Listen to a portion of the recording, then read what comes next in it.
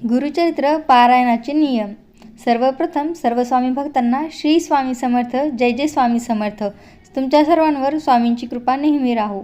9 डिसेंबरपासून दत्त जयंती सप्ताहानिमित्त गुरुचरित्र वाचनाला सुरुवात झालेली आहे. 9 डिसेंबर ते 16 डिसेंबर या दरम्यान दत्त जयंती सप्ताह हा प्रत्येक केंद्रात सुरू झालेला आहे.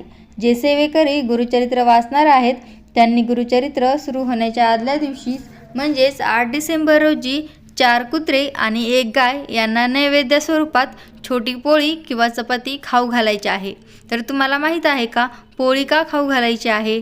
तर दत्त महाराजांजवळ तुम्ही नेहमी 4 कुत्रे आणि 1 गाय बघितलेली असेल, ती त्यांच्यासोबत नेहमीच राहते. म्हणजेच गाय हे भूमीचे प्रतीक आहे, तर 4 कुत्रे हे 4 वेदांचे प्रतीक आहेत. म्हणूनच या 5व्या वेदांचे वाचन सुरू करण्यापूर्वी आपल्याला भूमिमातेची आणि 4 वेदांची परवानगी आणि आशीर्वाद घ्यावा लागतो. गुरुचरित्र वाचनाचे नियम. श्री दत्तात्रय महाप्रभूंनी नामधारकास अतिसामान्यांना गुरुप्रणीत मार्ग मिळावा म्हणून श्री गुरुचरित्र सांगितलेले आहे. श्री गुरुचरित्र हा 5वा वेद मानला जातो. श्री गुरुचरित्र हा साधा ग्रंथ नसून दैवी शक्तीने भरलेला सिद्धमंत्र रूपप्रसादिक वाणीवरद ग्रंथ आहे. श्री गुरुचरित्राचे पारायण हे अत्यंत अंतःकरण शुद्ध असताना केलेले चालू शकते. शास्त्रशुद्ध सप्ताह करण्यासाठी खालील नियम पाळावेत. नंबर 1. श्री गुरुचरित्र सप्ताह करताना प्रारंभ शक्यतो शनिवारी व सांगता शक्यतो शुक्रवारी करावी. कारण शुक्रवार हा श्री नरसिंह सरस्वती महाराजांचा निजानंदाचा दिवस आहे.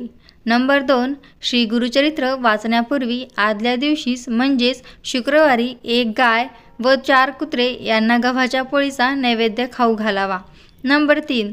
श्री गुरुचरित्र हे वाचन पूर्व किंवा उत्तर दिशेला तोंड करून करावे. वाचण्यापूर्वी रोज श्री दत्त महाराजांच्या फोटोची व पोथीची पूजा करून 1 माळ गायत्री मंत्र व 1 माळ श्री स्वामी समर्थ मंत्र या मंत्राचा जप करावा व श्री गणपती अथर्व शीर्ष वाचून पोथी वाचण्यास सुरुवात करावी. नंबर 4. श्री गुरुचरित्राचे वाचन शक्यतो पहाटे करावे. दुपारी 12 ते 12:30 ही वेळ श्री दत्त महाराजांच्या भिक्षेची असल्याने त्यावेळेस पारायण वाचन बंद ठेवावे.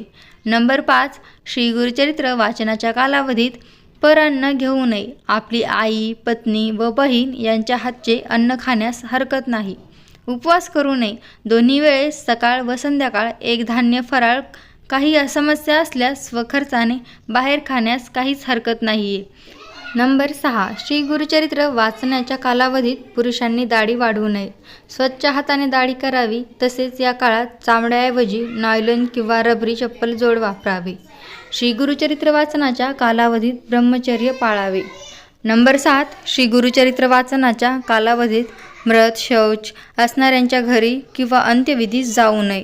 स्वच्छ कुटुंबात जर मृत शौच आले किंवा जनन शौच आले तर अशा वेळेस श्री गुरुचरित्र पारायण दुसऱ्याकडून करून घ्यावे. अर्धवट सोडू नये. श्री गुरुचरित्र वाचनाच्या कालावधीत मासिक पाळीविषयक अशौच सांभाळावे. वेळोवेळी घरात गोमूत्र शिंपडावे.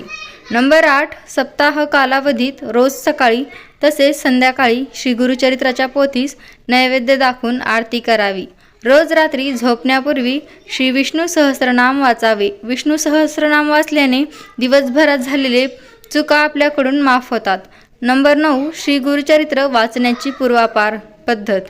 पहिला दिवस अध्याय 1 ते 9, दुसरा दिवस अध्याय 10 ते 21, तिसरा दिवस अध्याय 22 ते 29, चौथा दिवस अध्याय 30 ते 35, 5वा दिवस अध्याय 36 ते 38, 6वा दिवस अध्याय 39 ते 43, 7वा दिवस अध्याय 44 ते 53. नंबर 6. श्री गुरुचरित्र सप्ताह हा 7 दिवसाचे 1 पारायण या पद्धतीने करायचा असतो. परंतु 21 दिवसात 3 पारायण, 49 दिवसात 7 पारायण करायच्या देखील पद्धती आहेत. 7 दिवसाच्या सप्ताहाची 8व्या दिवशी सांगता करावी. सांगतेच्या दिवशी सकाळी 10:30 वाजता श्री दत्त महाराज, श्री कुलदेवता, श्री स्वामी समर्थ महाराज व 1 श्री गुरुचरित्र ग्रंथकरिता नैवेद्य मांडावा. ग्रंथाचा नैवेद्य गाईला खाऊ घालावा किंवा स्वत घ्यावा व मगच आपण भोजन करावे. नंबर 11. श्री गुरुचरित्र वाचनाच्या कालावधीमध्ये सुद्धा आपल्याला नित्यसेवेत खंड पडू द्यायचा नाही आहे. आपली नित्यसेवा दररोजच्या सारखी चालू ठेवायची. नंबर 12, शक्यतोवर भूमिशयन करावे. कॉटवर झोपू नये. खाली चटई टाकून झोपावेत. श्री गुरुचरित्र 3 दिवसीय वाचू नये. 1 दिवसीय पारायण फक्त दत्तधाम व राष्ट्रसेवेसाठी करावे. वैयक्तिक पारायण 7 दिवसाचेच करावे. त्या व्यतिरिक्त श्री गुरुचरित्राच्या निष्ठापूर्वक पारायणाने अनुभूती तसेच पूर्वक साक्षात्कार होतो. हे या ग्रंथाचे वैशिष्ट्य आहे. दुःखितांना, वेगवेगळ्या प्रकारच्या शापितांना, असाध्य आजार झालेल्यांना, जारण मारण, भानामती इत्यादी ग्रहस्थ झालेल्यांना, पितृदोष असणाऱ्यांना श्री गुरुचरित्र एकमेव साधन आहे. त्याने आपली सगळी दुःख नष्ट होतात व आपली संकट दूर होतात. श्री स्वामी समर्थ.